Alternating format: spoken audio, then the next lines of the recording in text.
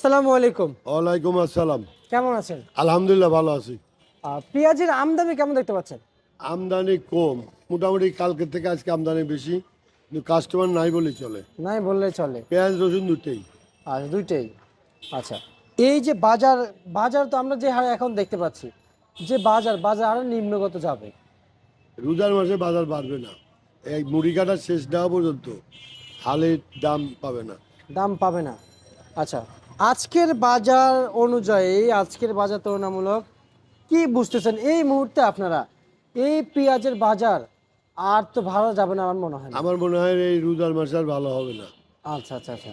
কিন্তু আমি যা রোজার আছে আর কয়দিন।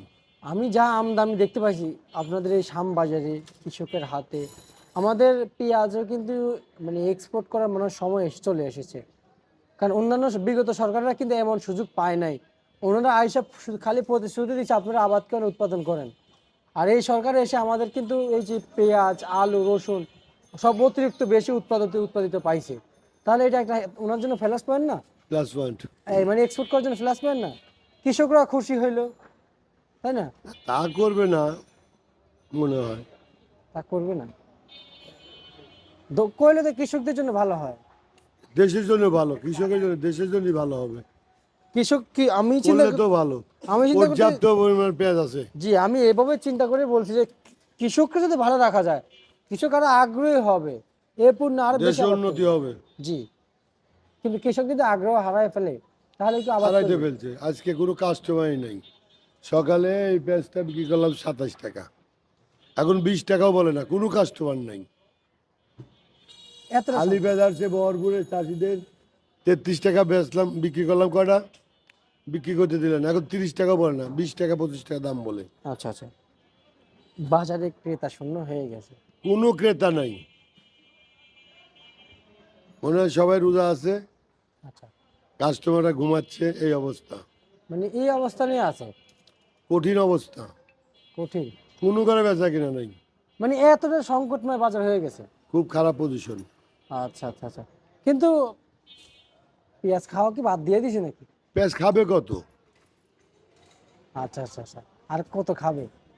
বুঝতে পারছি। কিন্তু আপনারা তো যারা এই ব্যবসার সাথে জড়িত আছেন, আমি যা বুঝতে পারছি আপনাদের এই ব্যবসা প্রতিষ্ঠান অনুযায়ী আপনারা যে দীর্ঘদিন ধরে এই সমস্ত ব্যবসার সাথে জড়িত আছেন, যখন যা বলা লাগে তখন তাই বলতেছেন। না, এইরকম আমরা দেখি নেই।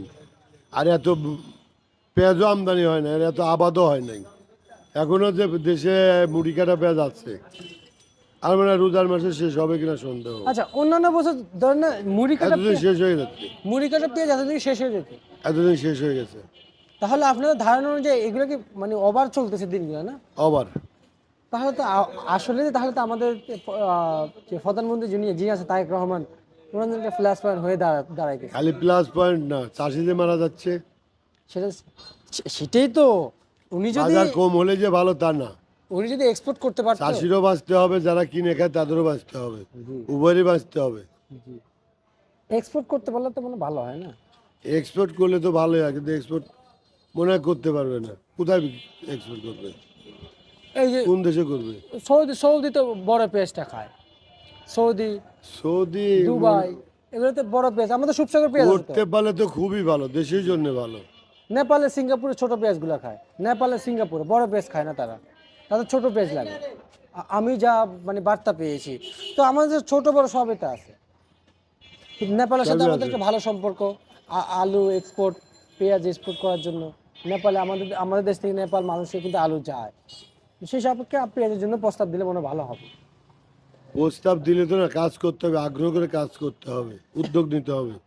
আচ্ছা, তাহলে কি আমরা কি সারা বছর এই রাজনীতি নিয়ে পড়ে থাকবো? দেশের মানুষের দিকে তাকাবো না? রাজনীতি এক জিনিস, দেশের চিন্তা ভাবনা এক জিনিস। তা তো অবশ্যই। আমরা কিন্তু যে যার মতো করে চিন্তা করতেছি। যারা রাজনীতি করে তাই তো দেশটা ধ্বংস করতেছে।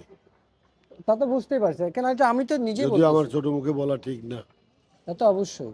এই 18 মাস 19 মাসে যারা ছিল, তারা দেশটা ধ্বংস করে দিয়ে গেছে। বুঝতে পেপার পারছি। খুলেতে পাও, কিন্তু এটা তো আমার মুখের কথা না, পেপার খুলেই পাওয়া যায়। জি, জি, জি।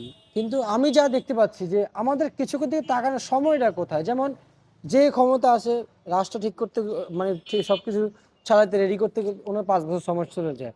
পরে 5 বছর শুনি যে কৃষকের দিকে কেউ তাকায় না, কৃষকেরা আরো পিছিয়ে পড়ে। তারপর আরেকজন আসে, তো চাষিরা কৃষকরা অবহেলিত, আজীবন অবহেলিত ছিল, এখনো অবহেলিত আছে। আমরা কি স্বাধীনতার পর থেকে আমরা কি এখনো কি সেই নিজের পেট নিয়ে পড়ে থাকবো, কৃষি আমরা নিয়ে যে ভাববো না, যখন ক্ষমতায় যাব তখন তার চিন্তাই করব। কৃষকের চিন্তা করবো না? আচ্ছা আচ্ছা আচ্ছা আচ্ছা। তাহলে আমরা পিছিয়ে পড়তেছি, অনেক পিছিয়ে পড়তেছি, তাই না? পিছিয়ে তো পড়তেছি। আমরা তো অনেক পিছিয়ে পড়তেছি। এই যে দেখেন, আপনার ঘরে দৈনিক 1000 থেকে 1500 বস্তা আলহামদুলিল্লাহ আমদানি হইতো, আলহামদুলিল্লাহ বেচাও হয়ে যাইতো, এটা আমার কাছে বার্তা আছে। কিন্তু সেই জায়গায় আজকে কত বস্তা আমদানি হয়েছে? 200-250 বস্তা। তাও বিক্রি হয় না।